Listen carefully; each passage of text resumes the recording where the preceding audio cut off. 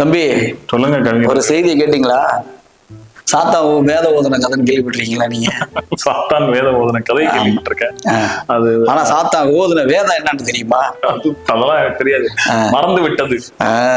நம்ம ஆளுங்கட்சி எம்எல்ஏ ஒருத்தர் வந்து பேசியிருக்காரு. அவரு வேற அமைச்சரா வேற இருக்காரு நினைக்கிறேன். அப்படியா? சரி சரி, என்ன பேசிருக்காரு? நம்ம சிவகங்கை மாவட்டம் பக்கத்துல ஆமா ஆமா இருக்காரு அவரு.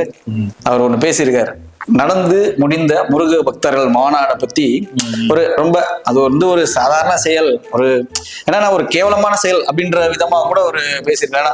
வெறும் அட்டையை வச்சு சாமி கும்பிட்டு அதை ஒரு பெரிய மாநாடு மாதிரி காமிச்சிட்டு போயிட்டாங்க அப்படி இப்படின்னு சொல்லி ரொம்ப குறுக்கு நெடுக்கா பேசியிருக்காரு. ஆமா ஆமா கவிஞர்களே, அதாவது எல்லாத்துக்கும் கண்ட சனி, அவருக்கு வாயில சனி.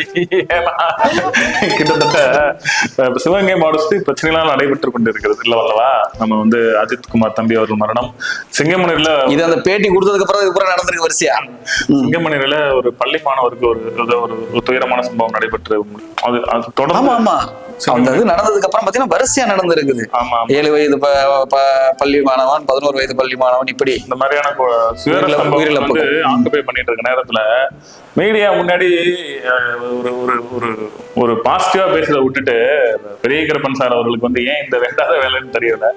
அதாவது அட்டையை வச்சு கும்பிட்டா எதுல வச்சு கும்பிட்டா என்ன, நல்லபடியா முடிஞ்சு அந்த ஒரு சாமியா ஒரு நம்பிக்கை அப்படின்னு பார்த்தா இவர் வந்து இன்டைரக்டா அட்டைன்ற விஷயத்த அங்க கல்லுன்ற விஷயத்த சொல்ல வர்றாருன்னு நினைக்கிறேன் இல்லையா?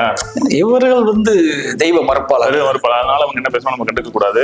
நம்ம இன்னொன்னு பாத்தீங்க அப்படின்னா தலைவரை பற்றி ஒரு சில அதாவது காமெடி ட்ரெண்டுகள் வந்து வைரலாகி கொண்டு போயிட்டு இருக்கு. அது என்னன்னா அது வந்து நான் ஒரு எனக்கு இல்ல அதை நான் சொல்லல, இருந்தாலும் அந்த மீம்ஸ் நம்ம முத்துக்கருப்பன் சார் அவரை பத்தி மீம்ஸ் வந்து நான் சொல்றேன். அதாவது அவர் எலெக்ஷன் டயத்துல தேர்தல் நேரத்துல வந்து கலைஞர் வந்து கூப்பிட்டு திட்டிருக்காரு யாரு, முத்துக்கருப்பன் சார. டே இங்க எலெக்ஷன் நடந்துகிட்டு இருக்க, எங்கடா பேன் பார்த்துட்டு இருக்க? அந்த மீம்ஸ பார்த்தா சிரிப்பாதான் வருது இல்லையா? ஆமா, இப்போ கூட ஒரு தமிழக முதல்வர் அவரை வந்து கொஞ்சம் கண்டிச்சுட்டு போனதா கேள்விப்பட்டேன் நான். ஆமா ஆமா ஆமா, ஏன்னா அந்த விஷயங்கள்லாம் வந்து ஏற்கத்தக்கதல்ல. அஜித் என்ற இளைஞரின் உயிரிழப்புன்றது வந்து ஏற்கத்தக்கதல்ல. அது ஒரு அதிகார துஷ்பிரயோகம் மாதிரிதான் எல்லா மக்களுமே சொல்றாங்க. முதல்வரும், ஏன்னா முதல்வருக்கு ஒரு மனசாட்சி இருக்கு இல்லையா? அவரும் கண்டிப்பா அவர் ஒரு மனிதனாக இருந்து ஒரு தாய் தந்தையாக இருந்து தானே வந்திருக்கிறார். அவர் பேசின பேச்சுக்கு இந்த வட்டம் ஓட்டு விழுவான் டவுட்ன்ற மாதிரி முதல்வர் திட்டுனா கேள்வி. ஆமா, கண்டிப்பா கண்டிப்பா கண்டிப்பா நான் கேள்விப்பட்டேன். நான் அதையும் கேள்விப்பட்டேன். ஏன்னா அங்க இருக்கிற ரிப்போர்ட்டர்ஸ் வட்டாரம் நமக்கு பக்கத்துல தானே இருக்காங்க எல்லாமே. அதனால வந்து பிரஸ் மீட்ல வந்து அதுவும் தேர்தல் நெருங்க போற சமயத்துல அந்த மாதிரி பேசுறது வந்து ஒரு நெகட்டிவா முடியுன்ற மாதிரி.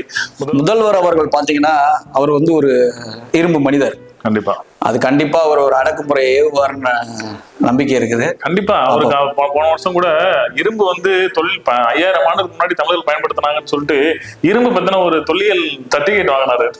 அதனால நீங்க இரும்பு மனிதர் இரும்பு கரம் கொண்டு அடக்கி விடுவார். கடவுள் இருக்கிறாரோ இல்லையோ, கண்டிப்பாக எங்கள் இரும்பு முதல்வர் இருக்கிறார். இருக்கிறாரா? இருக்கிறார். நன்றி, வணக்கம்.